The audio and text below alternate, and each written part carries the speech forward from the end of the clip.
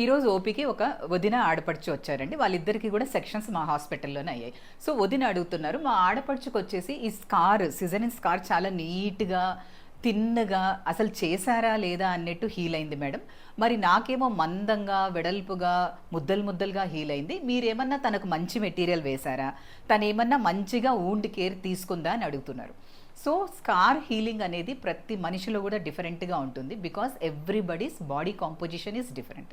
Young ఏజ్లో చేసామనుకోండి structural integrity బాగుంటుంది కాబట్టి స్కిన్కి అంటే కొల్లాజన్ అండ్ ఎలాస్టిన్ ఫైబర్స్ బాగుంటుంది కాబట్టి హీలింగ్ బాగా జరుగుతుంది.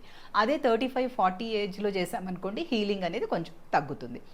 అలాగే మీకు type of incision, vertical scar ఇచ్చినప్పుడు మీకు మూమెంట్స్ అనేటివి ఎక్కువగా ఉంటాయి. ట్విస్టింగ్ కానీ లేకపోతే బెండింగ్ కానీ, కుట్ల మీద స్ట్రెస్ పడుతుంది కాబట్టి హీలింగ్ అనేది సరిగా జరగదు.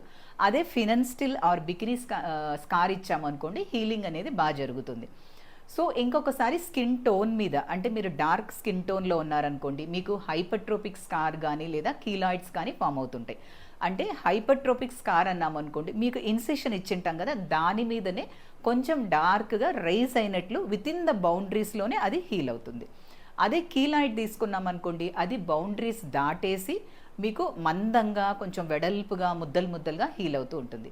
సో ఈ రెండు కండిషన్స్ కూడా జెనెటికల్లీ డిటర్మైన్డ్ ఉంటుంది. అండ్ మీకు ఇన్ఫెక్షన్స్ ఉన్నాయనుకోండి, మీరు మంచిగా న్యూట్రిషియస్ ఫుడ్ తీసుకోలేదంటే కూడా హీలింగ్ సరిగా ఉండదు.